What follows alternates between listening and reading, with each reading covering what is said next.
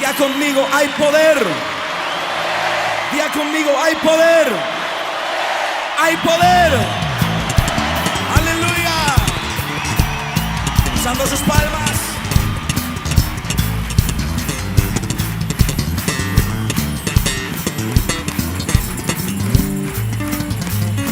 A su nombre. Oh, santo es el Señor. Cántelo conmigo. Nombre poderoso, nombre de victoria, nombre de guerra para su pueblo. Nombre poderoso, nombre de victoria, nombre de guerra para su pueblo. Hay poder en el nombre de Cristo. Hay poder en el nombre de Cristo. Hay poder en el nombre de Cristo. Hay poder, hay poder, hay poder. Nombre poderoso, nombre de victoria, nombre de guerra para su pueblo. Nombre poderoso, nombre de victoria, nombre de guerra para su pueblo. Hay poder en el nombre de Cristo. Segunda de Timoteo, capítulo 2, verso 10. Den fuerte amén si lo tiene, por favor. Dice la escritura de la siguiente manera: por tanto, todo lo soporto por amor de los escogidos, para que también ellos obtengan la salvación que es en Cristo Jesús, con gloria eterna. Palabra fiel es esta. Escuche lo que dice Pablo: si somos muertos con Él, también viviremos con Él. Si sufrimos, también reinaremos con Él. Y si le negaremos, Él también nos negará. Tome su lugar, por favor. Fíjese lo que estamos leyendo en esta hermosa palabra que nos hace ver el apóstol Pablo cuando escribe esta carta a Timoteo, y nos muestra cuán valeroso es lo que nosotros debemos de ver, cuán valeroso es lo que nosotros debemos de recibir de parte de Dios, cuánto valor le tenemos que dar a las palabras que él mismo recibía por inspiración propia del Espíritu Santo. Y cuando muchos de nosotros al conocer a Jesucristo, bueno, queremos recibir toda clase de bendiciones, queremos recibir toda clase de promesas, queremos recibir esa sobreabundancia en todas las áreas de nuestra vida, pero muchas veces no llega a ser así, o al menos no como la gente lo espera. Hemos visto en repetidas ocasiones cómo el Señor ha levantado un pueblo de sacerdotes, ha levantado un pueblo de reyes, ha levantado en esta casa ministerial, un pueblo hermoso para que le busquen, no como uno quiere, sino como Él lo desea de nosotros. Sin embargo, al pasar de los días, quizá muchas veces la gente no recibe, no tiene lo que espera, y entonces es cuando viene ese desequilibrio espiritual, quizá almático, y por supuesto que más adelante quizá termine desilusionada, frustrada por algo que no se llegó a cuajar en su vida, porque no hizo lo que el Señor le decía. Simplemente cuando decimos aquí, ¿cuántos reyes hay? La gente levanta las manos, amén. ¿Cuántos sacerdotes? Amén. Y entonces muchas veces la gente llega a caer en esa situación de no meditar las cosas, y tras no meditar las cosas, entonces vienen aquí los problemas que le he comentado. Podemos ver que dice el apóstol Pablo: si somos muertos con Él, también viviremos con Él. Si sufrimos, también reinaremos, y si le negaremos, Él también nos negará. Podemos ver aquí dos partes que precisamente no nos las cubre el apóstol Pablo, refiriéndonos al Señor Jesús, no nos las cubre, y viene una tercera que es la consecuencia, como que es algo que muchas veces le llegara a faltar a la iglesia, porque dice: a ver, no te voy a negar que si morimos, viviremos con Él. Es decir, puede ser que llegue a haber la necesidad de que tengas que morir por Cristo. Si sufrimos, también con Él reinaremos. Es decir, puede ser que también llegues a sufrir, pero no te lo niego. Pero también de la misma manera, si le negaremos, es decir, es la consecuencia de no estar nosotros apegados y no estar dispuestos a dar ni la vida para morir por Él, ni el sufrimiento para sufrir por Él. Es la consecuencia de lo otro. Es decir, entonces, si le negares, así como diciendo, ya si le niegas, es la consecuencia de las dos primeras partes, porque no pudiste morir, no pudiste pudiste sufrir o no quisiste, por lo tanto es un obvio que lo vas a negar, y si lo niegas, Él también nos negará. Cuando usted ve conmigo en el libro de Apocalipsis, capítulo 1, en el verso 5, dice la palabra del Señor: y de Jesucristo, testigo fiel, el primogénito de los muertos, escuche, el soberano de los reyes de la tierra.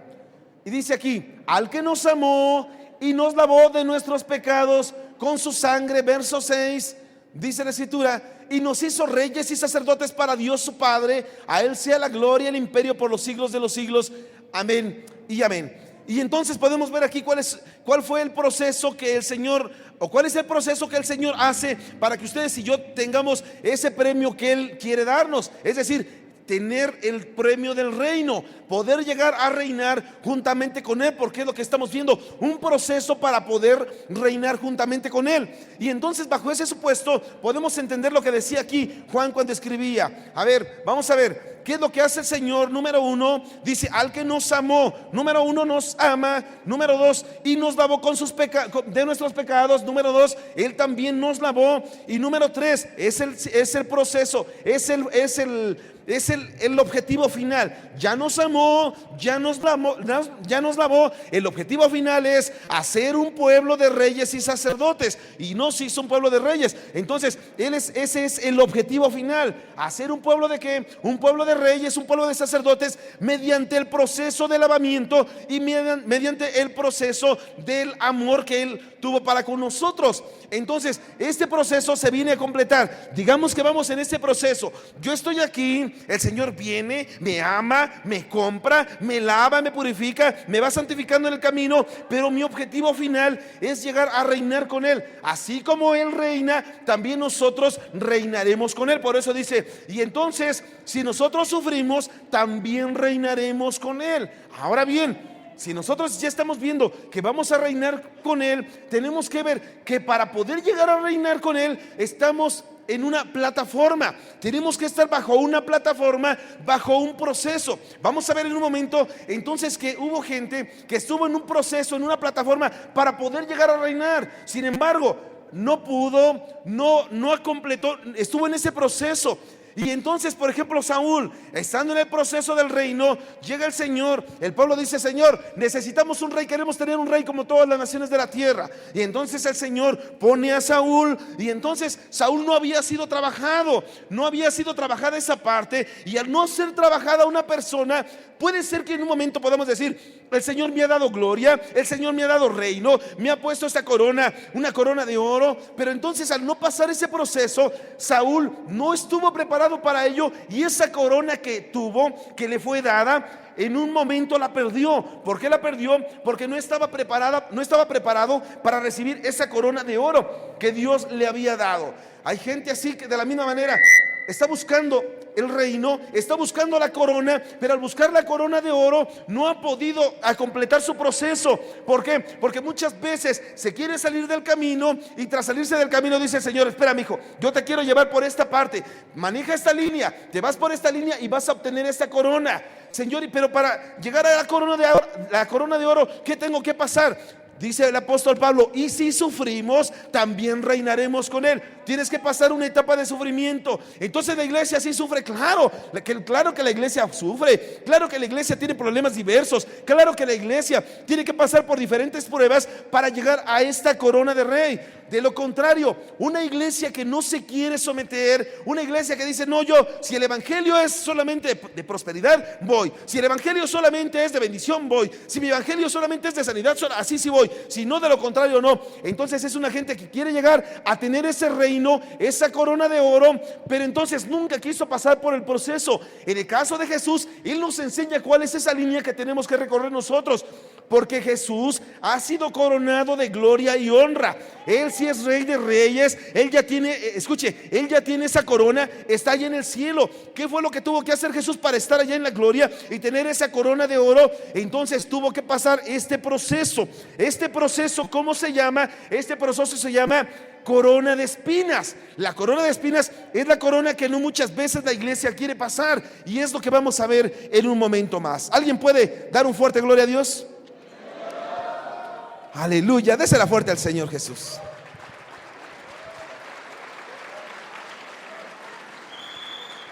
Dice la escritura, nos hizo un reino y nos hizo reyes y sacerdotes para Dios y para su Padre. A Él sea la gloria e imperio por los siglos de los siglos. Entonces podemos nosotros ver ahorita, si nosotros estamos o buscamos esta preparación, entonces el Señor, ¿qué es lo que hace? El Señor lo que hace es primero busca a la gente, selecciona, ya que buscó, ya que seleccionó, entonces ahora sí viene el ungimiento. Ya que vino el ungimiento, lo vamos a ver en otro momento en la vida de David. Ya que vino el ungimiento, viene la preparación, quizá un tiempo de persecución como la pasó David, huyendo quizá del rey Saúl. Quizá en un momento lo mandaba a su padre porque no lo quería tener en su casa, lo mandaba a trabajar. A los otros 7 sí los tenía en casa, pero a David, a él sí lo mandaba a trabajar al campo, a cuidar las ovejas. Es decir, es un proceso. Pero entonces, para poder llegar a esta corona de oro, tenemos que pasar por este proceso. El proceso es la corona de espinas. Vaya conmigo, vamos a verlo a la luz de la palabra. Juan 19, verso 5, dice la palabra de Dios. ¿Alguien puede decir Cristo vive? Dice la escritura: y salió Jesús llevando la corona de espinas y el manto de púrpura, y Pilato les dijo: he aquí el hombre. Escuche, viene aquí la etapa de Jesús. Cuando él en ese momento llega con Jesús, verso 6, llega con Pilato, entonces ya aquí está el hombre. Y cuando le vieron los principales, dice la escritura, sacerdotes y alguaciles dieron voces diciendo: crucifícale, crucifícale. Pilato les dijo: tomadlo vosotros y crucificadlo, porque en él yo no he hallado ningún delito. Y entonces viene aquí esta corona, estas 3 etapas. De aquí salen 3 etapas. La primera etapa, desde el verso 5, dice la palabra de Dios: llegaron y le pusieron con Pilato. Cuando vienen y le ponen con Pilato, entonces ahí viene la primera etapa. Se desarrolla la primera etapa es la corona de espinas. Dentro de esta corona de espinas, ¿qué es lo que tenía que hacer el Señor? El Señor Jesús viene aquí y nos está mostrando lo siguiente: yo sí voy a llegar a tener esa corona. Mi objetivo es llegar a tener la corona de oro. ¿Qué tengo que hacer, Señor? A ver, tienes que pasar ahí, Jesús, y le vas a enseñar a toda la gente que tiene que pasar por la corona de espinas.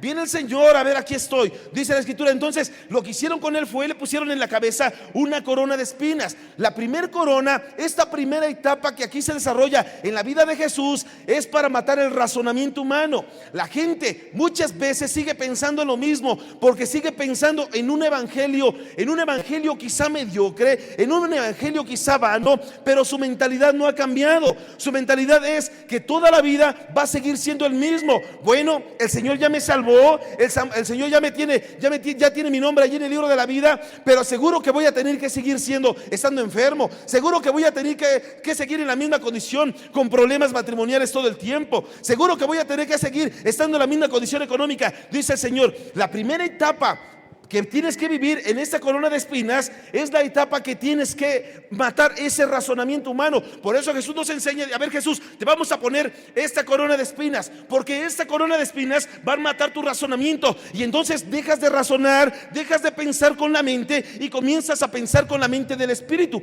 Por eso Pablo decía: mas vosotros tenemos la mente de Cristo. Él mismo decía: renovaos en el espíritu de vuestro entendimiento. ¿Por qué? Porque la mente de Cristo es: yo voy a gobernar.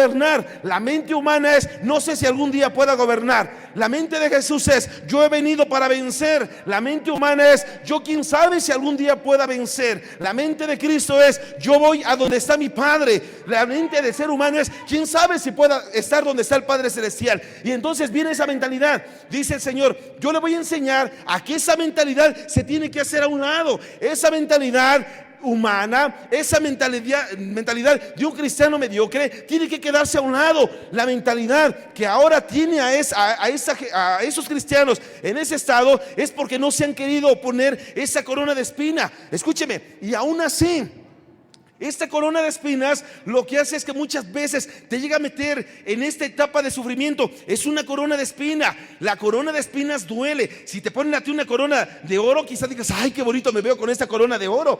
Pero cuando te ponen la corona de espinas, en ese momento se la han de haber puesto a Jesús. Y entonces él quizás: ay, Señor, me está doliendo. Sí, te está doliendo. Escúcheme, la mentalidad del ser humano es la que tiene que ser desarraigada. Porque muchas veces cuesta cambiar lo que piensas, cuesta cambiar lo que ha estado metido aquí durante tanto tiempo, pero es algo que tienes que cambiar y te duele quizá, duele muchas veces, pero es algo que tiene que ser desarraigado de tu mente, porque con una mentalidad humana no puedes llegar a tener la corona de oro. Una mentalidad humana te tiene ahí metido, te tiene sometido, te tiene coartado de las cosas que Dios te quiere dar. Y entonces es cuando quizá muchas veces te dice el Señor, esta mentalidad es una mentalidad de santidad. ¿Por qué? Porque tú como hijo de Dios tienes que mantenerte en santidad, y entonces te están poniendo la corona de espinas. Y Señor, es que yo no me puedo mantener en santidad, y entonces el Señor te pone la corona de espina. ¿Quieres la corona de oro? Necesitas la corona de espina. Señor, no puedo dejar de pecar.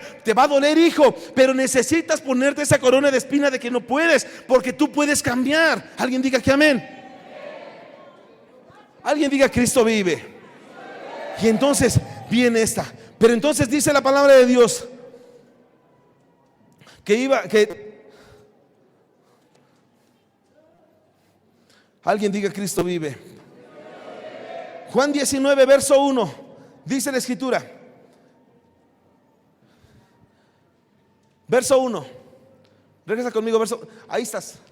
Dice, y salió Jesús llevando la corona de espinas y el manto de púrpura, y Pilato estaba con él, y entonces lo presenta al pueblo. La segunda etapa de este proceso, la segunda etapa es la etapa del manto de púrpura. Escúcheme, ¿qué representa el manto de púrpura? Cuando ellos le ponen esta vestidura de púrpura, ellos le quitan la vestidura que tiene y le ponen otra vestidura. ¿Qué representa? Ellos se comenzaron a burlar. Estar en el proceso, en este proceso el cual el Señor te quiere llevar a la corona de espinas, muchas veces va a desplegar burlas de la gente. Y entonces llegas tú, te pones voluntariamente, quizá no muchas veces voluntariamente, pero entonces terminas con ese manto de púrpura, con esa vestidura de púrpura, y entonces esto representa la burla de la gente. Viene la gente y te dice, oye, ¿que eres cristiano? Escúchame. Y estás dentro de ese proceso. Oye, que ya te convertiste, que ya eres cristiano. Pues sí, ya soy cristiano. Y te estás metiendo esa vestidura de púrpura, y comienza la burla quizá laboral, y comienza la burla quizá familiar, y comienza la burla quizá con los vecinos. Ya se volvió, ahí viene el aleluya, y te comienzan a gritar de cosas. Y entonces todo esto despliega burla sobre tu vida, pero tú estás con esa vestidura. Escucha, el traer esta vestidura es soportar la vestidura que te pone el mundo, es soportar esa burla que el mundo quiere hacer sobre tu vida. No me digas que eres cristiano, o sea que ya eres un hermanito, y te estás poniendo la vestidura, esta vestidura que te pone el mundo, y al estártela poniendo, quizá no muchas veces te guste, quizá no muchas veces digas, ay Señor, porque aquí bien fácil decimos, cuando te digan aleluya, tú dile amén, gloria a Dios. Pero no me digas que ya cuando estás allá es tan fácil. Ya cuando estás en la calle, alguien te dice aleluya, y ya no puedes voltear tan fácil y le puedes decir gloria a Dios. Como que muchas veces está esa situación de la carne. Muchas veces no puedes quizá mantener dominados tus sentimientos, y viene quizá el enojo, pero es ahí donde aguanta la burla a la gente. ¿Por qué? Porque es el cambio que Dios está poniendo sobre tu vida. ¿Quieres reinar juntamente con Jesús? Decía el apóstol Pablo, entonces si sufrimos, reinaremos con Él. Es decir, si pasas por este proceso de espinas, si pasas por este proceso de vestidura, entonces sí vas a poder reinar con Él. Señor, tengo que aguantar la burla, por supuesto, porque de Jesús se burlaron. De Jesús pasaba la gente y le decía, oye, si en verdad eres el Hijo de Dios, bájate de esa cruz a ver, para que veamos tu poder. Y aún los mismos ladrones, si eres Hijo de Dios, desciende de la cruz y también sálvanos a nosotros. Es decir, viene esta etapa de la burla.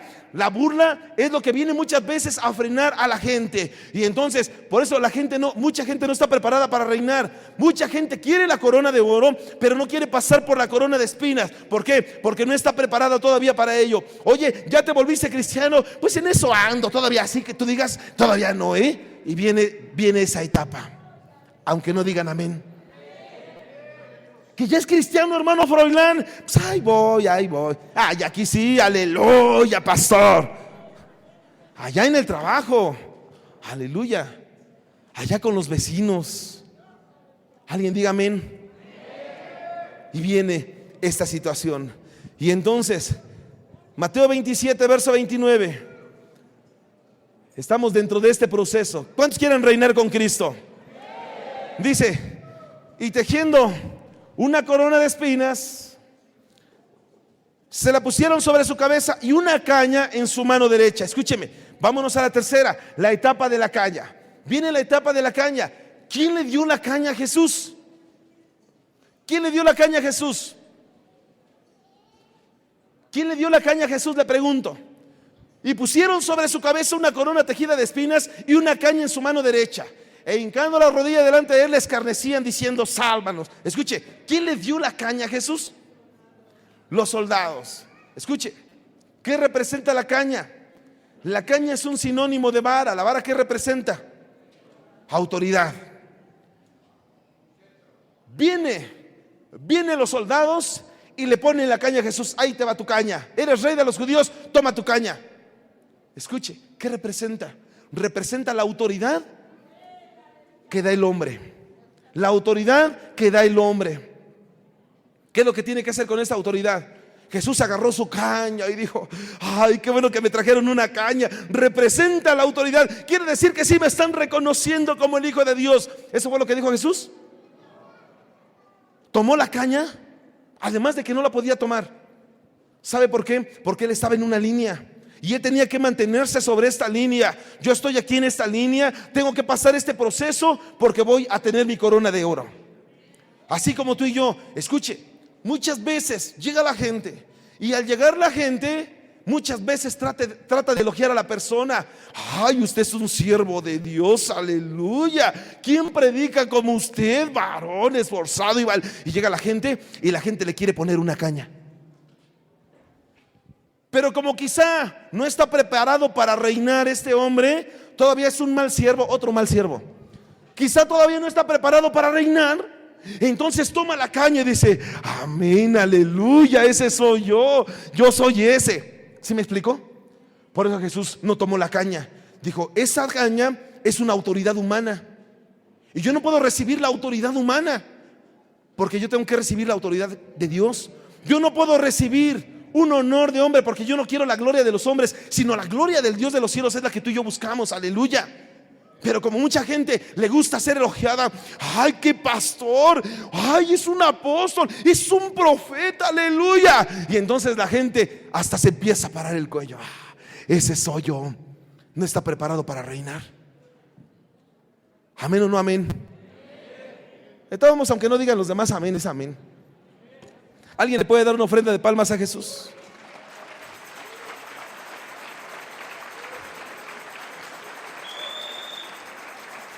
Viene esa etapa. ¿Qué es lo que tenía que hacer Jesús? Lo que tenía que hacer Jesús para poder llegar a esa etapa es lo siguiente. Mateo 26, verso 36. Dice la palabra de Dios: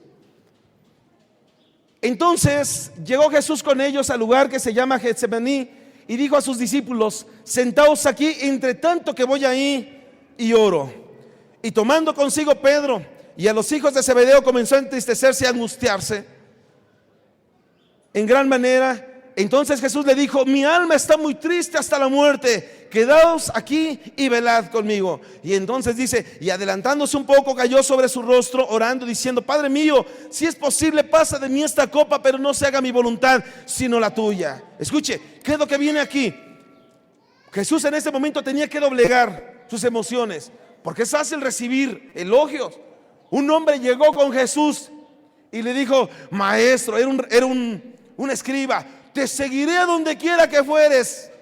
Es decir, es digno de que yo te siga. A donde tú vayas yo iré. Ay, mi querido escriba, mejor vete a dormir, porque las zorras tienen sus nidos y las zorras tienen sus guaridas y las aves del cielo sus nidos, pero el Hijo del Hombre no tiene donde recostar su cabeza. Es decir, en ese momento apaciguaba cualquier tipo de elogio que él pudiera recibir.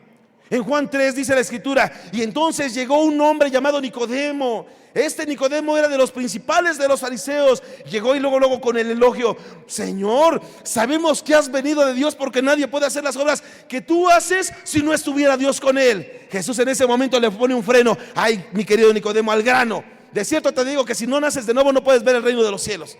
Es decir, si no naces de nuevo no puedes entrar al reino de los cielos. Luego no puedes ver el reino de los cielos. Es decir, no estás preparado para esa etapa de reino. Y al no estar preparado para esa etapa de reino, por lo tanto no te va a ser puesta la corona de la vida. No te va a ser puesta esa corona de oro. ¿Por qué? Porque con los elogios no se puede lograr la corona. Los elogios lo único que hacen es demeritar a una persona. Pero escúchame, cuando tú conoces el proceso en el que estás y conoces el objetivo al cual vas, en ese momento te ubicas y dices: yo sé que lo que hace en mí que pueda obtener lo que busco es un cambio de vida, es la obediencia, es la sujeción, es mi cobertura, es la paz de Dios que Él me ha dado.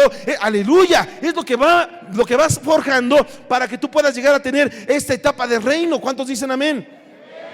Y en ese momento, cuando llega Jesús, le dice: Señor, que no se haga mi voluntad, sino que se haga tu voluntad.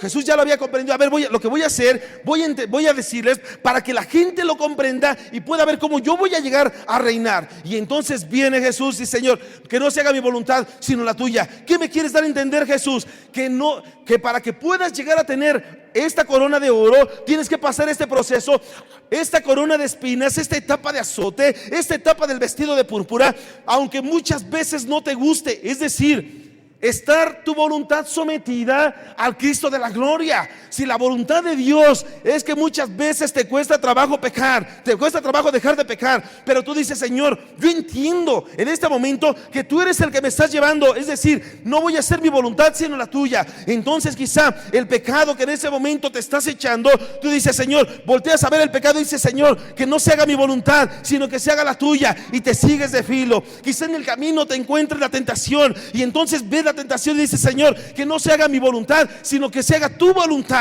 y entonces te sigues de filo. Es decir, en ese momento doblegas lo que tú quieres, en ese momento doblegas tus sentimientos, doblegas tus pensamientos y comienzas tú a dejarlo todo a un lado. ¿Por qué? Porque tú ya te metiste a este proceso para llegar al momento de la coronación. ¿Alguien puede decir amén? Aleluya. Si no es, hermano, como quiere Dios, entonces no es de ninguna manera. Alguien diga amén. No crea que cuando llegue al cielo le va a decir el Señor: ¿cómo quieres, hijo? ¿Cuál morada quieres? Te preparé esta, pero ¿cuál quieres? Señor, yo quiero aquella. Si no, mejor me voy al infierno. No te preocupes, no te vayas, espérame. Sáquenme a quien esté ahí y ahí voy a meter a Eduardo. Oiga, las cosas se hacen a la manera de Dios. ¿Cuántos dicen amén? Señor, que no se haga mi voluntad sino que se haga como tú quieres. Escuche, ¿qué más vamos a hacer? Estamos en Juan 19, verso 1.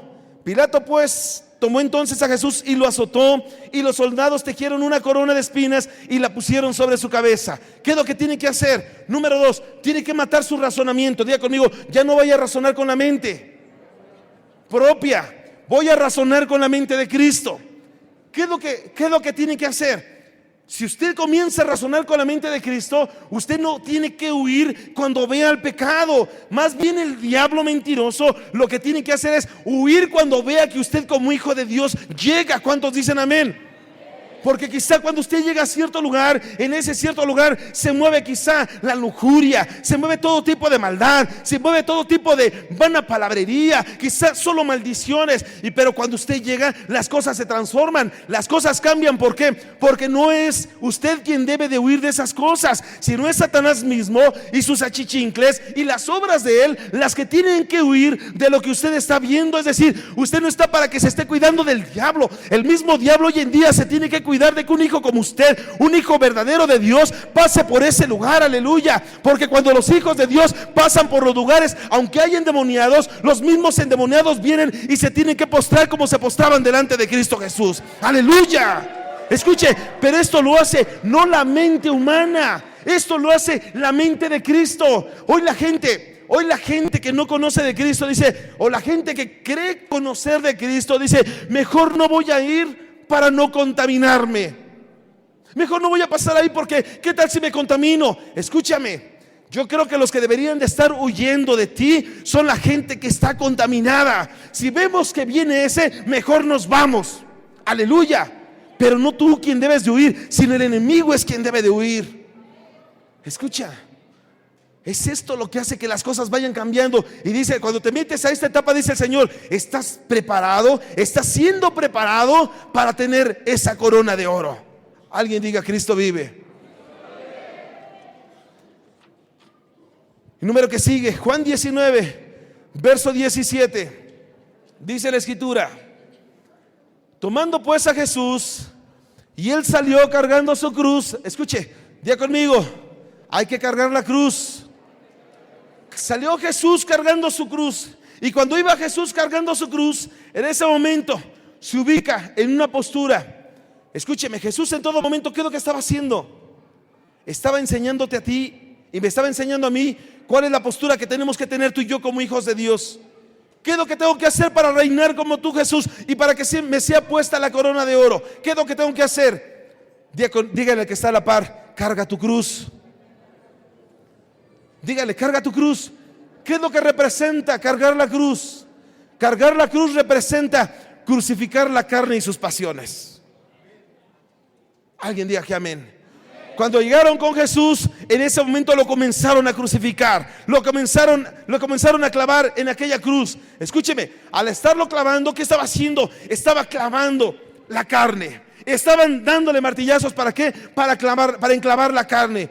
Cuando tú en ese momento has entendido el proceso para poder llegar a ser coronado, en ese proceso quizá muchas veces se te pongan cosas que tú digas, Señor, era lo que me gustaba, mira nada más, me gustaba la secretaria y ahorita que ya me volví cristiano, ya ni siquiera la puedo voltear a ver. Escúchame, ¿sabes qué es lo que estás haciendo? En ese momento te acuerdas de lo que eres. No eres un plebeyo cualquiera, escúchame, tú eres un hijo de Dios, lavado, amado por Cristo, aleluya, restaurado y regenerado.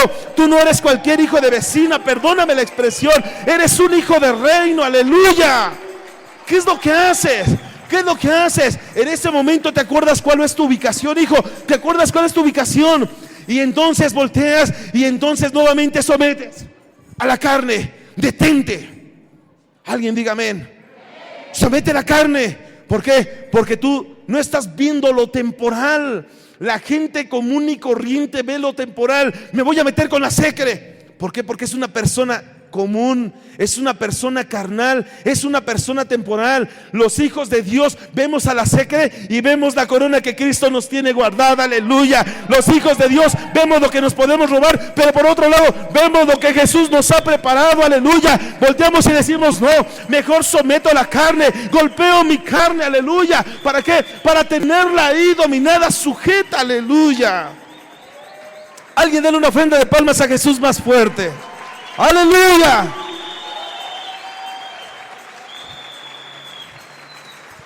Es parte del proceso. Te ve el Señor y te dice, ¡ay, está siendo preparado, hijo! Escúcheme, viene una persona, lo somete a la tentación, cae. Y ya que cayó, cuando cae la persona, dice el Señor, no estás preparado para ser coronado. No estás preparado. Pero cuando ve el Señor que pasa la tentación y le dices, bye, y te sigues de filo, ¿sabe qué ve el Señor en ti? Esta está preparado. Esta está preparada, aleluya. ¿Por qué? Porque estás cargando la cruz, estás clavando la carne. Alguien diga que amén. Diga conmigo, voy a clavar la carne. ¿Qué quería enseñar Jesús? ¿Sabe? Jesús nos quería enseñar que como humano Él fue probado en todo, pero sin haber caído en ningún pecado. Nos quiso enseñar. Pero entonces Él dijo, yo sé que hay gente que quizá no peque. ¿De este lugar pecará alguno? ¿Por casualidad alguna vez? No, aquí ya no. Aquí no, otras iglesias que son pecadores, aquí no, ¿verdad? Aleluya. ¿Qué te quería enseñar el Señor? Vaya conmigo, por favor. Hebreos 5, verso 8. Dice la Escritura, y aunque era hijo, por lo que padeció, aprendió obediencia. Diga conmigo, aprendió obediencia. Verso siguiente. Diga conmigo, aprendió obediencia. Y habiendo sido perfeccionado, vino a ser autor de eterna salvación para todos los que le obedecen. ¿Qué es lo que está enseñando Jesús? ¿Jesús no era obediente? ¿Sí era obediente o no era obediente? Si Jesús nos enseña 4 facetas que pasó. Dice la Escritura, cuando usted ve en el libro de Hebreos, En el libro de Hebreos, en el capítulo 12, en el verso 9, dice que fue hecho un tanto menor que los ángeles. Vean lo que dice. Vemos aquel que fue hecho un tanto menor. Fue hecho un poco menor que los ángeles. ¿Por qué fue hecho un poco menor que los ángeles? Porque vino como hombre. Te voy a poner, vas a estar en la tierra, Jesús. Papá, lo que digas. Viene aquí a la tierra Jesús y es puesto en un lugar inferior a de los ángeles. ¿Por qué? Porque vino como humano. Eso se llama obediencia. Lo mismo que está escrito en Filipenses 2, verso 8, verso 9. Vino y se humilló. Vino y esa humillación es lo que le vale. Aunque en el capítulo 1 de ese libro, en el verso 4, dice que Él es tanto mayor que los ángeles. ¿Por qué? ¿Por qué era tanto mayor que los ángeles? Porque estaba allí en la gloria. Aleluya. Al venir aquí a la tierra se hace menor, pero estando allá en la gloria era mucho mayor que los ángeles. Escúcheme. Entonces viene aquí a la tierra. Dice la escritura que Él estuvo sujeto a sus padres. La etapa número 2 para llegar al reinado de Jesús fue la sujeción. Diga conmigo, la sujeción. Él estuvo sujeto. Cuando Él comienza su ministerio a la edad de 30 años, según el libro de Lucas capítulo 2, comienza su ministerio y entonces al tener ese ministerio, entonces muestra su madurez. Pero ¿qué sucedió para que Él comenzara su ministerio? Previo a comenzar su ministerio, dice la palabra de Dios que Él se fue y se bautizó. Y entonces cuando Él se bautizó, llega con Juan y le dice: a ver, mi querido Juan, vengo para que me bautices. Y entonces le dice Juan: si yo soy el que necesito ser bautizado por ti, ¿cómo crees? Y Jesús le dijo: deja, porque es necesario que se cumpla para la obediencia. Es decir, la etapa número 3 de Jesús fue ahí, la obediencia. Diga conmigo, la obediencia. Y entonces viene posteriormente, Él fue arrebatado, fue llevado al cielo. Capítulo 1 del libro de los Hechos. Él es llevado al cielo. Dice, cuando fue llevado, viene la siguiente etapa. La siguiente etapa es la exaltación. Escúcheme, ya en la etapa de exaltación, capítulo 7 del libro de los Hechos, cuando van a matar a Esteban, al final de ese capítulo, dice la palabra del Señor: y entonces Esteban les dijo: ahora veo a Dios y veo al Hijo del Hombre sentado a la diestra del Padre. ¿Qué es lo que estaba haciendo? Ya estaba en ese lugar de trono, estaba en ese lugar de exaltación. Es decir, para que Él pudiera llegar a estar en este proceso de coronación, Él tuvo que pasar por la humillación, tuvo que pasar por la sujeción, tuvo que pasar por la obediencia. Diga conmigo, obediencia. Y eso lo llevó a la exaltación. ¿Alguien puede decir amén? Y entonces es lo que tú y yo tenemos que ver. ¿Cuántos quieren reinar? ¿Cuántos quieren una corona de oro? No con tantas ganas. Aleluya. A ver, levitas, enséñenles por favor. ¿Cuántos quieren? Todavía ni les pregunto. Aleluya. Enséñenle, iglesia, por favor, a los levitas. ¿Cuántos quieren tener una corona de oro? Denle una ofrenda de palmas a Jesús. Aleluya.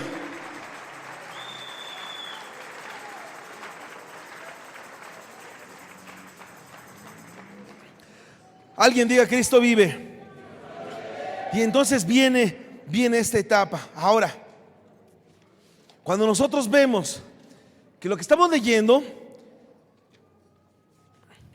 dice la palabra de Dios, regresándonos al capítulo de Timoteo, segunda de Timoteo 2, verso 10, con el cual abrimos esta breve predicación: si somos muertos con Él, también viviremos con Él, y si sufrimos, también reinaremos con Él. Entonces viene Jesús, dice: a ver, te voy a tener que enseñar, Jesús, te voy a tener que enseñar, hijo. ¿Cómo me vas a enseñar? Te voy a enseñar que la obediencia es la plataforma para que puedas llegar a esa etapa de coronación. Una iglesia que no tiene obediencia es una iglesia que no está preparada para llegar a ser coronada. ¿Cuántos dicen amén? Y entonces, Señor, ¿qué necesito? Necesitas obediencia. Dígale que está necesitas obediente. Pastor, soy obediente. Ajá. Dígale que está a la par. Sí, te creo. Dígale, necesita ser obediente. Aleluya. ¿Quiere corona de oro? Mire, Primera de Samuel, capítulo 15, verso 10. Dice la palabra de Dios: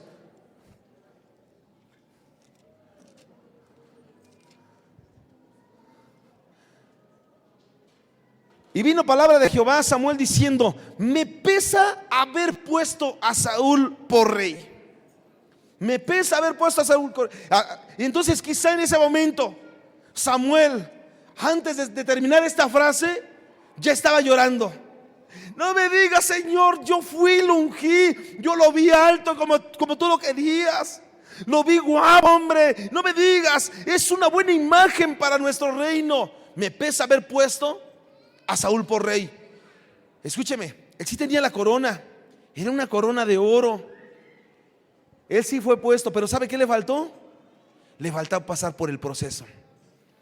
No conocía las etapas de Jesús. No conocía la etapa del Getsemaní. No conocía la etapa de las coronas de espinas. Y no conocía la etapa de la cruz. No sabía él lo que era llegar al Getsemaní con tanto sufrimiento, doblegando y dominando su alma. Señor, si puedes, pasa de mí esta copa, para que no se haga mi voluntad sino la tuya. No había pasado esta etapa. No había pasado la etapa de las espinas, que tenía, por supuesto, los azotes, este vestido de burla que tenía, por supuesto, esta caña. No había rechazado, escuche, no había rechazado ese falso gobierno o esa falsa autoridad que le había dado el hombre. A él le gustaba que lo elogiaban, y no había pasado la etapa de la cruz. Una etapa que en ese momento, por supuesto, lo obligaba a doblegar sus intereses carnales. No la había pasado Saúl. Simplemente el pueblo dijo: Señor, queremos un rey. Y entonces el profeta Samuel dijo: Señor, tu pueblo quiere un rey, vamos a ponerle rey. Le ponen un rey y comienza a hacer las cosas no como se le dicen, porque no fue obediente, sino como él quiso. Alguien diga amén. ¿Qué fue lo que provocó? ¿Qué fue lo que impidió que pudiera conservar su corona de oro? Número uno, no tenía humildad. ¿Sabe qué? ¿Sabe quién soy yo? Mire mi charola, soy el rey Saúl. No tenía humildad. La humildad que Jesús tenía. Jesús lo dijo: aprended de mí, que soy manso y humilde. No tenía humildad. Yo me pregunto, ¿habrá gente de este lugar que piense que va a tener esa corona de oro, pero que no haya aprendido a ser humilde?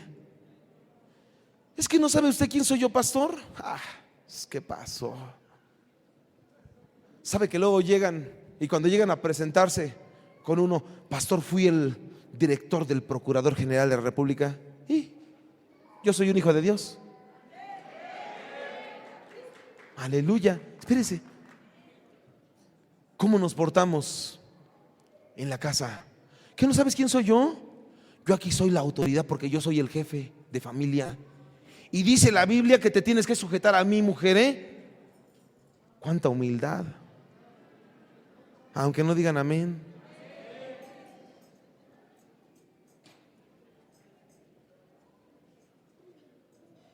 Ve al que está a la par, ¿tendrá humildad? ¿A poco que no sabe quién soy yo, pastor?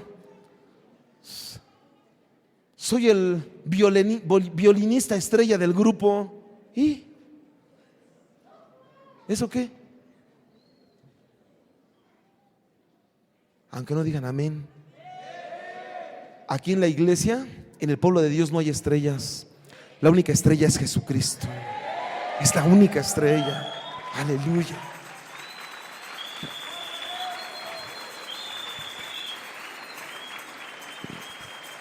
Alguien diga: Cristo vive.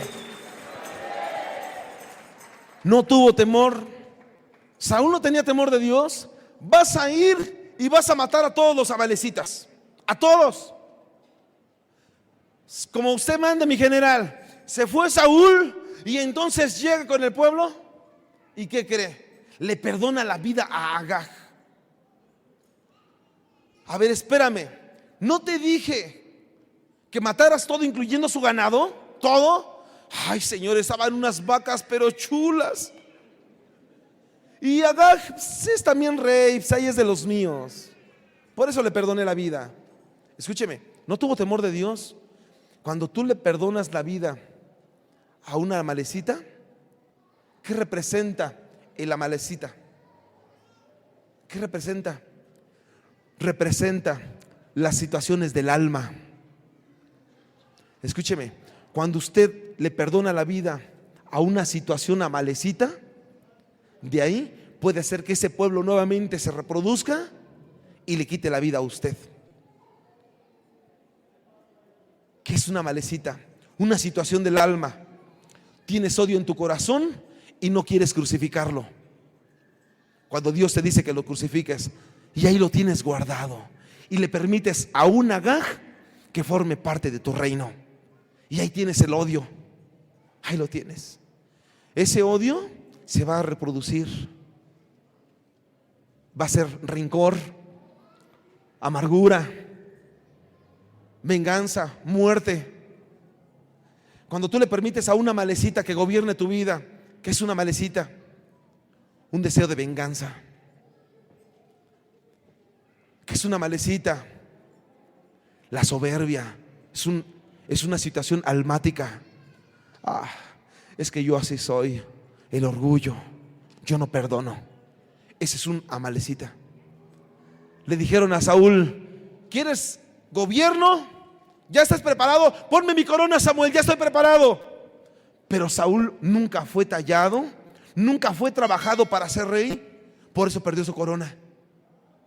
Hay mucha gente que hoy en día quiere esa corona. Señor, ¿cuántos? Si pregunto, ¿cuántos están preparados para la corona de oro? Amén. Pero siguen con el orgullo, porque ahí siguen teniendo a la amalecita dentro de su alma. Ahí siguen teniendo a la amalecita dentro de su corazón. Ahí está. Ahí está el rencor. Ahí está el resentimiento. ¿Por qué no pides perdón? Yo no le hice nada. Si quiere que venga y que me pida perdón. Ahí sigues acariciando a esa amalecita. Ahí lo tienes. Aunque no digas amén. Le dijo Dios: vas a ir y vas a matar a todos los amalecitas. ¿Sabes qué es lo que tiene que hacer hoy el pueblo de Dios? No consentir ninguna amalecita dentro de su corazón. Y es que tú llegues y que digas: yo reconozco mi condición. Sé que dentro de mi corazón hay mucho odio quizá, pero hoy he decidido perdonar a esa persona que me causó daño. Si aquí no estamos para ver si te causó o no daño. Aquí es para ver que si hay algo ahí dentro de tu corazón, seas libre de ese algo que se llama amalecita, que hoy en día te quiere tener oprimido. Porque el odio te tiene oprimido, el rencor te tiene oprimido, la maldición te tiene oprimida. Son cuestiones del alma. La amargura, la depresión te tiene ahí oprimido. Pero dice el Señor: tienes que ir y tienes que acabar con esa amalecita. ¿Sabes qué? David decía: Señor, perdóname hasta de los pecados que me son ocultos. Cuando tú en ese momento no recuerdas: Señor, yo creo que estoy bien, pero si algo, perdóname. Y comienzas a decirle al Señor: talla mi vida, talla mi vida, talla mi vida. En el camino te acuerdas: ay, estoy odiando todavía a mi suegra, aleluya. Sea justificado o no, tienes que perdonar, aleluya. Alguien diga que amén. Cuando tú consideras que te han hecho daño, pero cuando tú te acuerdas que tú has generado el daño, ahí es donde se acaba el orgullo para los hijos de Dios. Yo voy a acabar con esa amalecita, voy a ir a pedir perdón. Porque no nada más es decir: me han dañado, voy a perdonar. No me digas que tú no has dañado. Me la está echando, pastor. Pues claro, si no, ¿por quién? No me digas que no puedes someter esos deseos carnales que están en el alma. Jesús dijo: del corazón salen los malos pensamientos. Eso es del alma. Los malos pensamientos, los hurtos, las blasfemias, las fornicaciones, los adulterios. Lo está diciendo por mí, ¿verdad? Por supuesto, si no, ¿por quién? ¿Sabes qué tienes que hacer? Acabar con ese amalecita. Porque si no, ese amalecita te va a terminar matando. Aunque no digas amén. Por eso, cuando preguntaba quizá Samuel: ¿cuántos están preparados para tener la corona de oro? Quizá el primero que gritaba y levantaba la mano era Saúl. Yo la quiero. Escúcheme, como muchos que no vienen a este lugar, yo quiero esa corona. ¿Estás preparado para ello? ¿Estás preparado para la corona de oro? ¿O no quieres pasar esta corona de espinas? ¿No quieres pasar este proceso para la formación que Dios te quiere dar? Saúl no lo pasó, no pasó el proceso. Y estando dentro de ese proceso, él no cumplió con su propósito. No obedeció. ¿Cuántos dicen amén? Cuando le dice, capítulo 15, verso 22, Samuel le dijo: se complace Jehová tanto en holocaustos y víctimas como en que se obedezca a la palabra de Jehová. Se complace mejor que le traigas carneros, que le traigas. No se complace mejor en que seas obediente. Ciertamente el obedecer es mejor que los sacrificios, le dice Samuel, y el prestar atención que la grosura de los carneros. Porque como pecado de adivinación es la rebelión, y como ídolos e idolatría la obstinación. Por cuanto tú desechaste la palabra de Jehová, Él también te ha desechado para que no seas rey. En pocas palabras, para que esta corona de oro que Él te había dado te sea quitado. Y entonces la gente se preguntará: ¿cuál fue el pecado? Eso. Número 1, la desobediencia. Número 2, la falta de prestar atención. No le prestaba atención. Número 3, la rebelión. Número 4, la obstinación. Y número 5, desechar la palabra de Dios. ¿Cuándo desecha la palabra de Dios? ¿Sabe cuándo la toma? Cuando dice: esta palabra es para mí. ¿Sabe cuándo la desecha? Cuando dice: esta palabra me hubiera traído a mi marido, era para él. La estás desechando.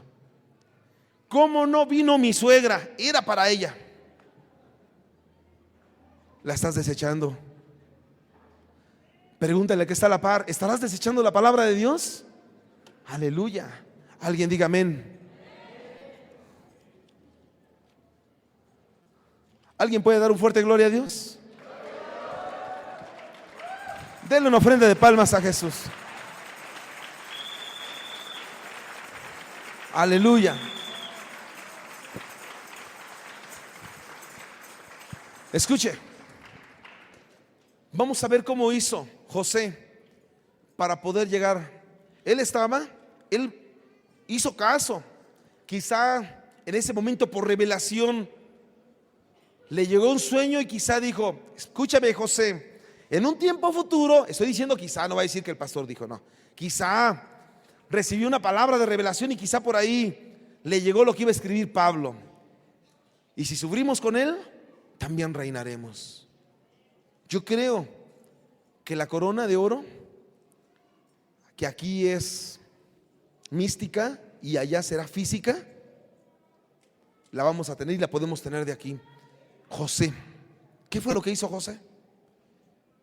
Y si sufro con él, también reinaré con él. ¿Qué fue lo que aprendió José?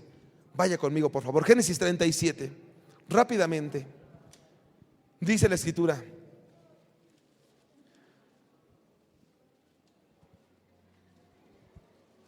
verso 11. Génesis 37, verso 11, dice la palabra de Dios: y sus hermanos le tenían envidia, mas su padre meditaba en esto. Escuche, verso 23. Dice la palabra del Señor: sucedió que cuando llegó José a sus hermanos, ellos quitaron de José su túnica, la túnica de colores que tenía sobre sí. ¿Cuál era la túnica de colores? ¿Qué representaba la túnica de colores? La túnica de colores no cualquier persona la podía llegar a tener. Solamente de un rango jerárquico podían llegar a tener una túnica de colores.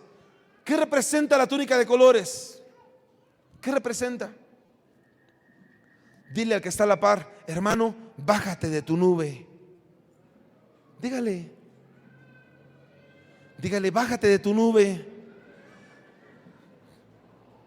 Llegaba José, y cuando llegaba José, imagínense cómo llegaba. Quizá con una túnica, vamos a pensar que era esta. Llegaba con su túnica, no, préstamela. ¿Y sabe cómo llegaba José? A ver.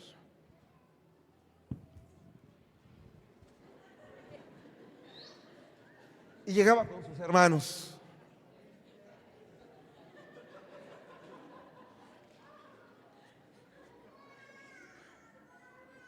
Dice mi papá que ya se pueden ir a comer. Plebeyos. Y por donde andaba José, quizá los hermanos ahí al campo, los hermanos eran los que andaban trabajando, porque José de los 11 hermanos, de los 2 hermanos varones, fue el 11º. Y entonces cuando llegaban, quizá, no seas malito, pásame por favor el tenedor, no me quiero estirar y vaya a ensuciar mi túnica. ¿Por qué cree que se ganó el odio de los hermanos? ¿De gratis? Es que no sabes que soy el pastor Espejel. Ya llegaba con su túnica. ¿Sabe qué? Hay muchos apóstoles que hay que decirles: bájate de tu nube, apóstol. Bájate de tu nube. Eres un siervo como yo, y vales tú tanto como yo, que vengo a las 5 de la mañana a lavar los baños. Aleluya. Désela fuerte al Señor. Aquí el Señor no ve qué lugar ocupas. Aquí el Señor lo que ve es el lugar que vas a ocupar. Pero la gente muchas veces pasa ahí con su túnica. ¿Es que no sabes? Soy el líder de alabanza.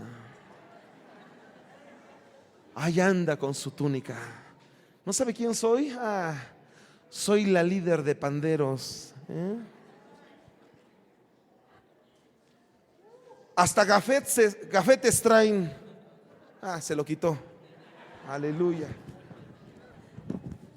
¿Sabe qué tiene que decirle? Bájate de tu nube, hermano.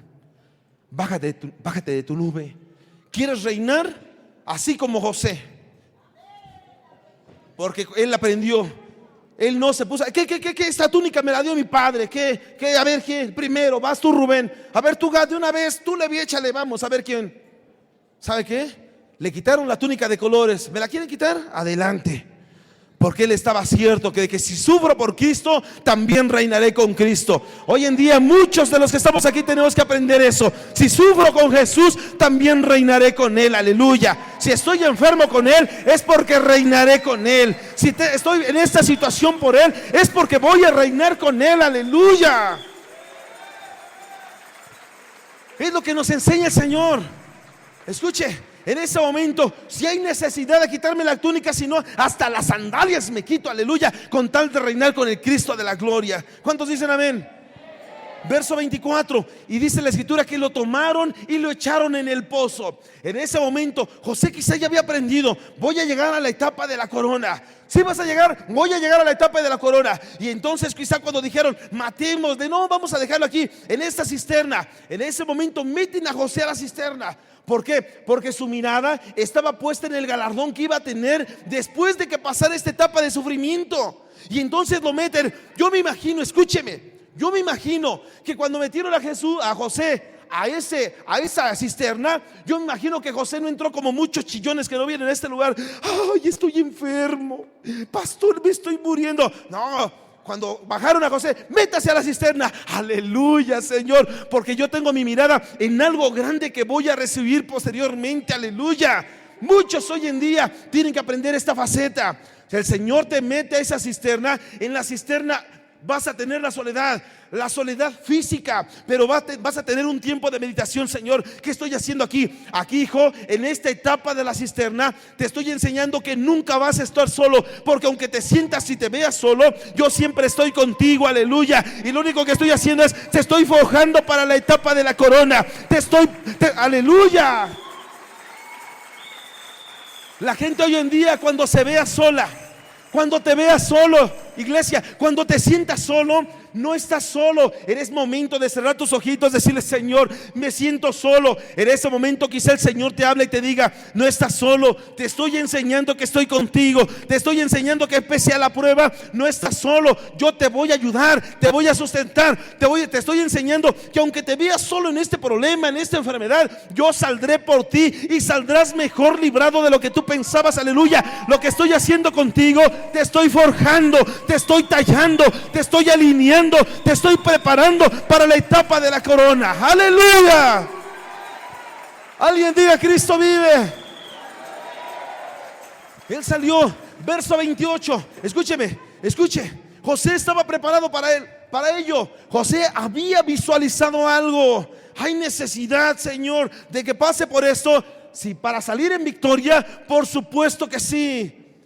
Y cuando pasaban los madianitas mercaderes, sacaron ellos a José de la cisterna y lo trajeron arriba y lo vendieron a los ismaelitas por 20 piezas de plata y lo llevaron a José a Egipto. Escúchame, y José estaba siendo preparado para esa etapa de coronación. ¿Qué significa? Eso hicieron con José. Sí, te estoy enseñando que muchas veces hay necesidad de que te sientas vendido y traicionado por los hermanos. Imagínense los pastores chillones: ay, me dejó una de mis ovejas. ¿Y qué? ¿Sabe qué le dijeron a David? David estaba llorando: Dios mío, ay, Absalón, ¿quién me diese mejor que muriera yo en tu lugar? Y mejor yo morí, tú estuvieras vivo, Absalón. Cuando llegó Joab con David, le dijo, le ha de haber puesto un par de cachetadas. Y después le ha de haber dicho: ¿qué lloras? Si sigues llorando por Absalón, vas a ver si no mañana a estas horas no te ha quedado nadie del pueblo. David había aprendido a decir: aquellos que comían conmigo a la mesa me han traicionado. Los hermanos vendieron a José. ¿No se llama traición? Y quizá mucha gente: pastor, mi mamá me corrió de la casa. ¿Y qué? Es normal. Mientras aquí te cierran una puerta, allá arriba ya te escribieron tu nombre. Esta morada pertenece a tu nombre, Juanita López. Aleluya. Ya no me quieren mis hermanos porque vengo a la iglesia. No te quieren 10 hermanos que tienes en tu casa. Aquí hay 1000 que te aman. Aleluya. ¿Qué sufres? Ya no me quiere mi hijo. Aquí hay 1000 hijos. Aleluya.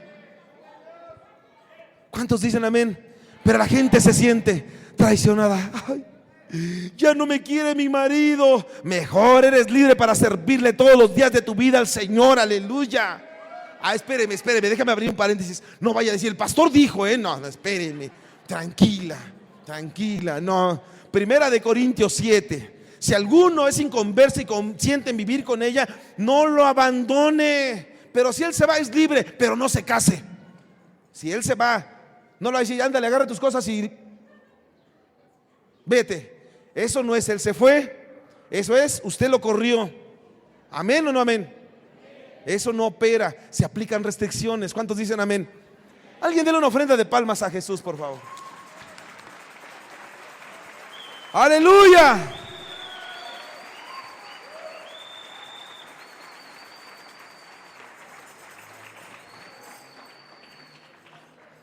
Y entonces ya lo sacan de ahí, lo venden.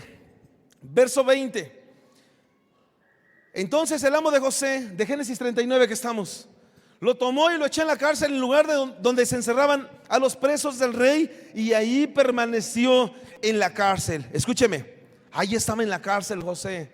Usted recuerda que llega la esposa de Potifar, y sabe, era una egipcia. Y si era general de los egipcios, escuche, tenía un buen cargo gubernamental.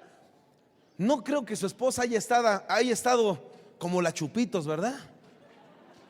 Yo imagino que era una mujer muy hermosa. Estaba así y llegó con José.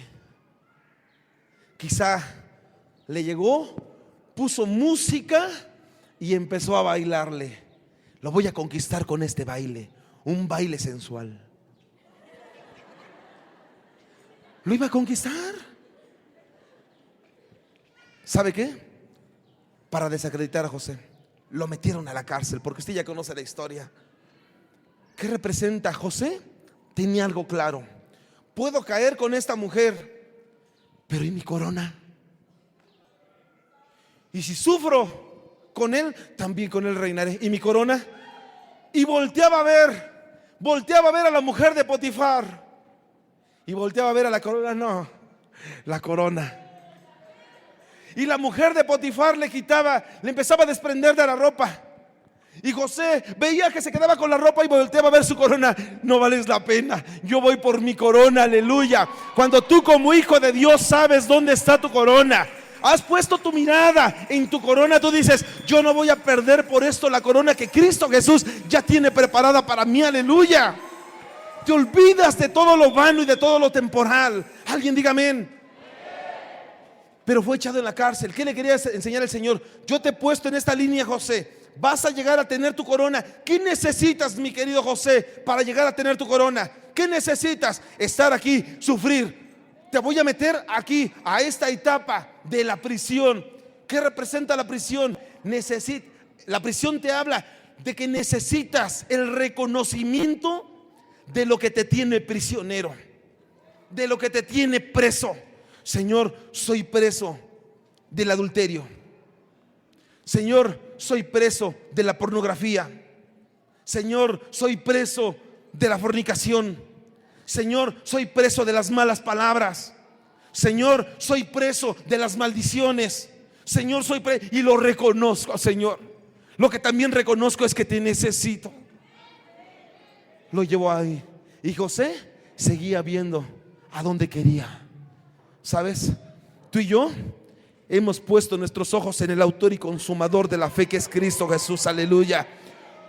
Yo sé que tú, como parte de la iglesia, volteas a ver lo que te presenta el mundo y volteas a ver tu corona y dices: no hay punto de comparación, aleluya. Mi corona no se compara con esta basura que el diablo y el mundo me ofrecen, aleluya.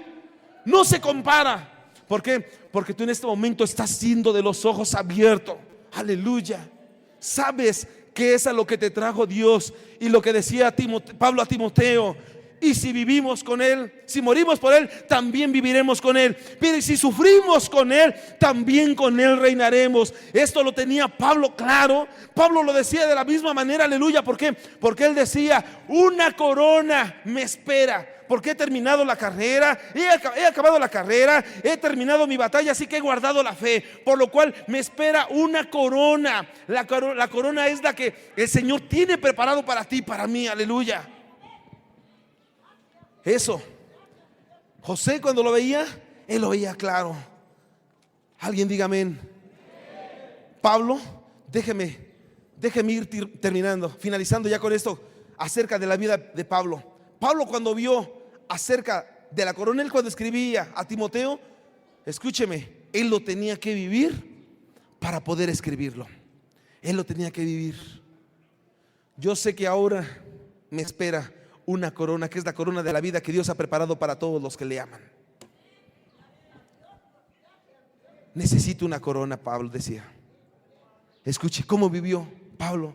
Romanos capítulo 1, verso 1.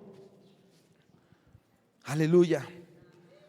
Dice la escritura: Pablo, siervo de Jesucristo, llamado a ser apóstol, apartado para el evangelio. Verso 5. Y por quien recibimos la gracia y el apostolado para la obediencia a la fe en todas las naciones por amor a su nombre.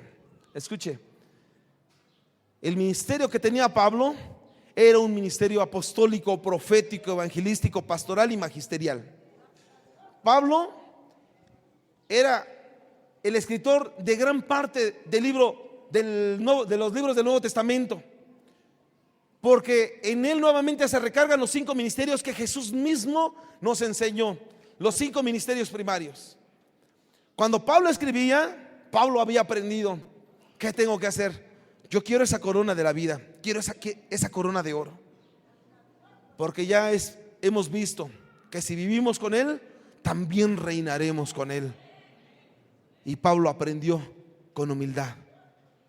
Pablo, siervo de Jesucristo. Él pudo haber escrito su carta: aquí escribe el gran apóstol Pablo. que ha visitado todos los continentes excepto América. Dicen que me queda un minuto. Pónganse de pie entonces. Escuche. No, espéreme. ¿Me regala 5 minutos? Dígame, porque si no... Escuche, Pablo decía, Filipenses 3, verso 7: pero todo lo que era para mí ganancia lo he estimado como pérdida por amor a Cristo. Y aún más, yo estimo como pérdida todas las cosas en la vida del incomparable valor de conocer a Cristo Jesús, mi Señor, por quien lo he perdido todo y lo considero todo por basura a fin de ganar a Cristo. Escúcheme, Pablo había aprendido, no solamente era humilde, no solamente era obediente. El Espíritu le decía: Pablo, vas a ir y vas a predicar en tal lugar. Ahí iba Pablo. Señor, ir a predicar a Éfeso, ahí está la gran diosa Diana, me van a apedrear, me van a sacar, me van a matar, Señor. Él pudo haber llorado, pero le hablaba el Espíritu: vas a ir a Éfeso a predicar, a donde usted me diga, Señor. Iba a predicar a Éfeso, que luego lo tenían que andar metiendo ahí para que no lo mataran. Era obediente. Él tenía su vista puesta en la corona que iba a recibir. Sabía que si sufría por él, también con él reinaría. Él lo sabía, lo tenía cierto. Él dice, la escritura, que era fariseo de fariseos. En cuanto a la ley, irreprensible. Era estudiado, era un hombre profesionista, con un alto rango en el gobierno romano, aunque era judío.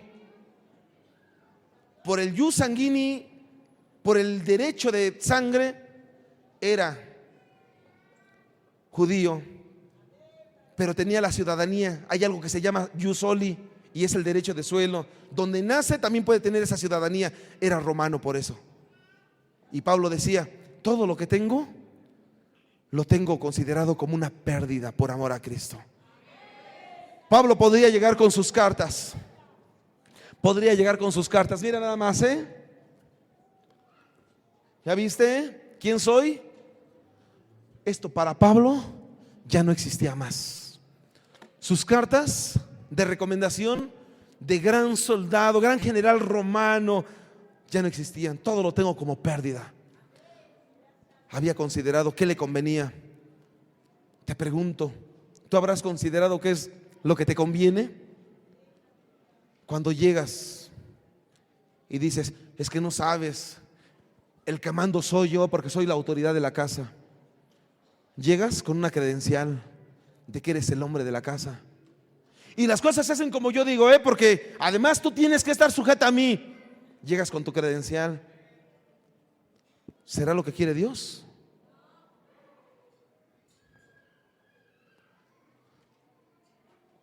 Y no consideras qué es lo que sucede en ti ni en los tuyos.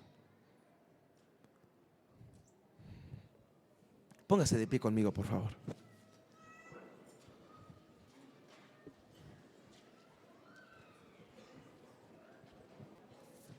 Cierra tus ojitos, por favor.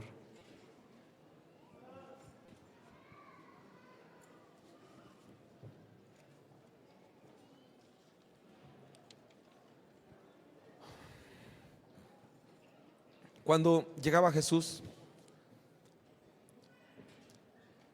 había un discípulo muy incrédulo que era Tomás. Dice la escritura que le dijeron los discípulos: hemos visto al Señor. Pero él les dijo: si no veo en sus manos la señal de los clavos, y meto el dedo en el lugar de los clavos, y pongo la mano en su costado, no creeré. Está en Juan 20:25. Necesitaba la señal de los clavos. Diga conmigo: la señal de los clavos. ¿Qué representa la señal de los clavos? En el libro de Eclesiastés, capítulo 12, en el verso 11, hay una señal de los clavos.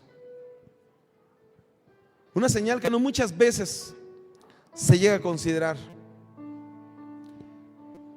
Las palabras de los sabios son como aguijones y como clavos hincados. Otras versiones dice, o como clavos bien metidos. Otra versión dice, o como estacas muy profundas.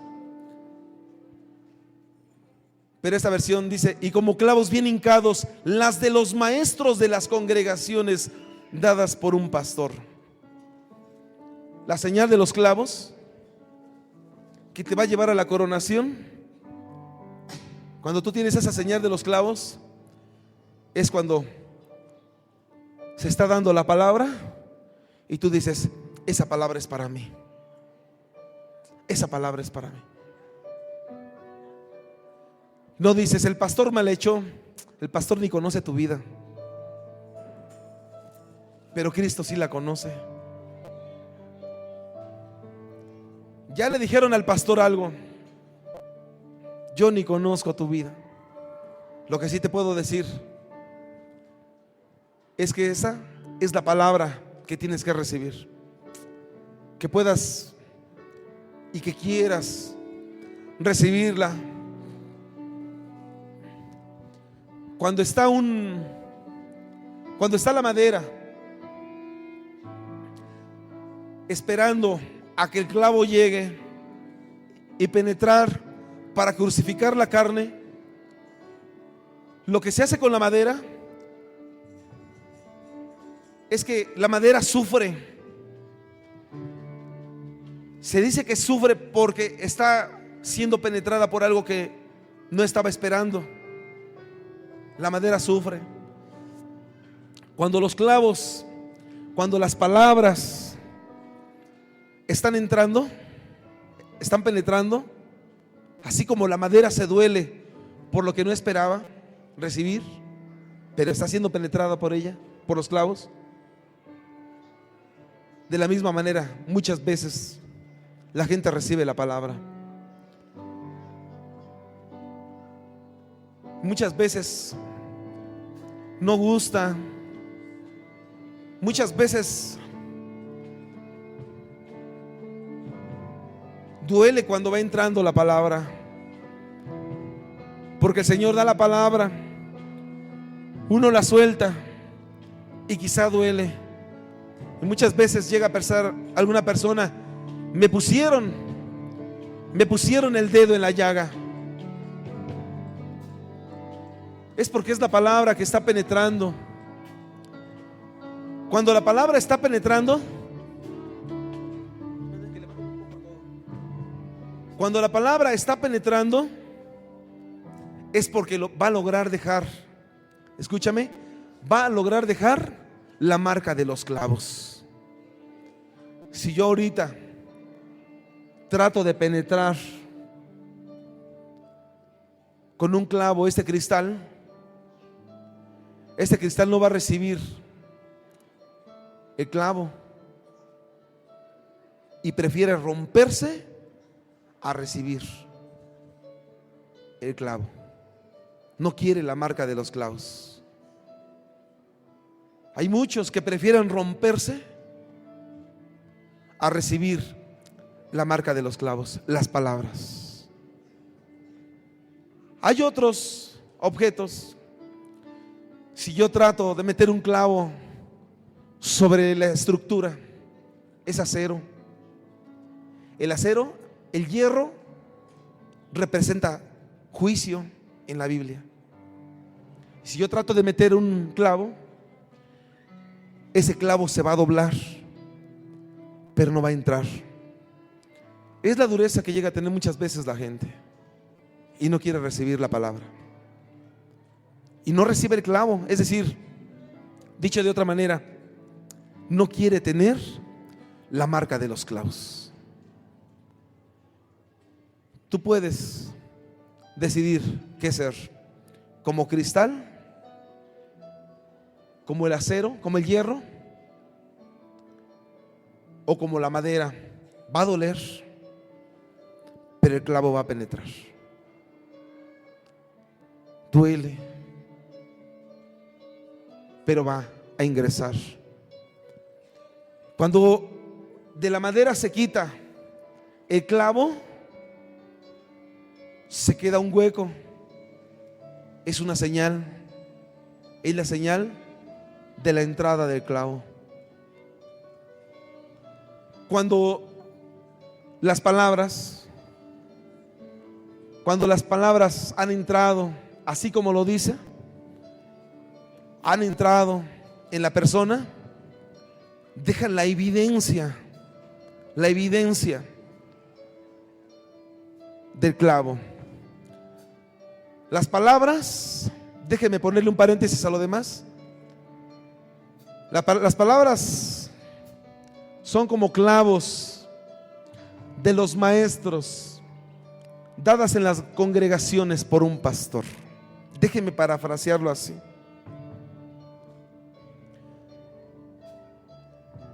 Las palabras dejan evidencia, como los clavos sobre la madera, dejan evidencia. Tú como hijo de Dios, tú puedes decir, ¿ya recibí o no recibí? Tomás decía, si no veo la marca de los clavos en las manos y en los pies, no creeré. ¿Qué es? Tomás representa el mundo. Tomás representa el mundo que no conoce a Cristo. ¿Qué es lo que quiere ver el mundo que no conoce a Cristo? Quiere ver esa evidencia en tu actuar y en tu caminar. Quiere ver esa evidencia. Y tú necesitas dejar evidencia de lo que el Señor ha hecho en tu vida. ¿Quieres reinar? A veces hay necesidad de sufrir. Quizá muchas veces es más el sufrimiento, pero también tienes una promesa, también reinarás con Él. Muchas veces es grande, puede ser grande tu sufrimiento. Que alguien te ofenda y tener que quedarte callado, eso duele. Pero quizás sea parte de las cosas que tengas que sufrir, porque vas a reinar con Él. Tu mirada está puesta en una corona. El hecho de que quizá sea quitado de tu vida algo que te gusta porque es un deseo carnal, cuesta, pero es la evidencia de los pies y de las manos, la evidencia de los clavos que tuvo Jesús. Jesús dijo, por mí, póngame los clavos donde me los pongan. Yo sé que voy por la corona, porque soy hijo de Dios y necesito enseñarles a mi pueblo, a mi futura esposa, lo que pudiera padecer.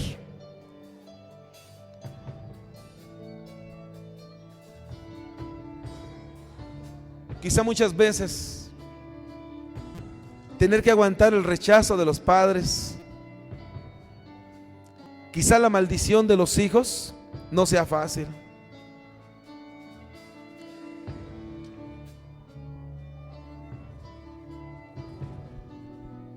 Pero si sufres por Él, también reinarás con Él.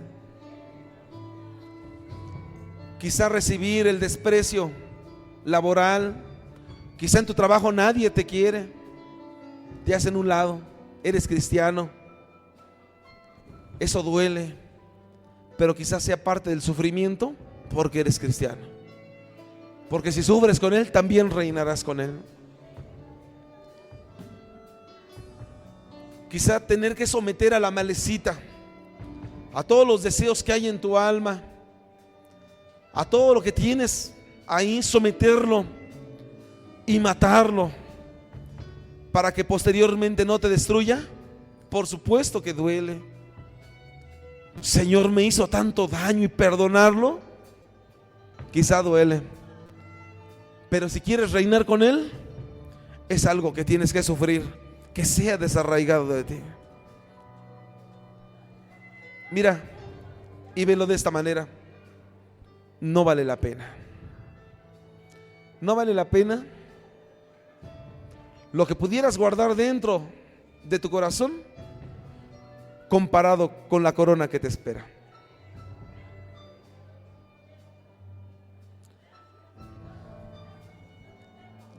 Todo lo que puedas llegar a padecer, a sufrir, vale la pena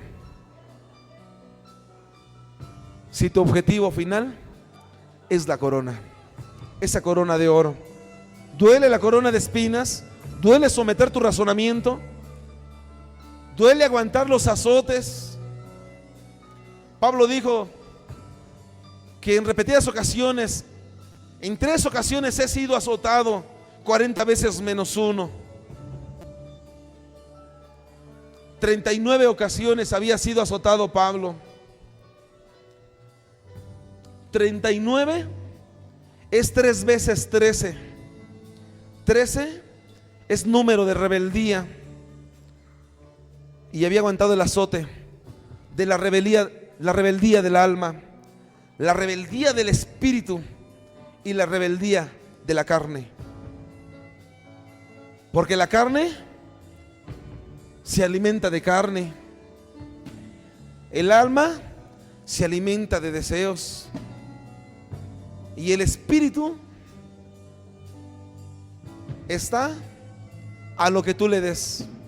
¿Lo alimentas con el espíritu de Dios o lo alimentas con el espíritu del otro bando? Y está la rebeldía. Dice el Señor que Él te ha dado fuerza para que sometas con el bien al mal. Romanos 12:21 dice: no seas vencido de lo malo, sino vence con el bien al mal. La rebeldía del espíritu, sométela. La rebeldía del alma, sométela. La rebeldía de tu carne, sométela.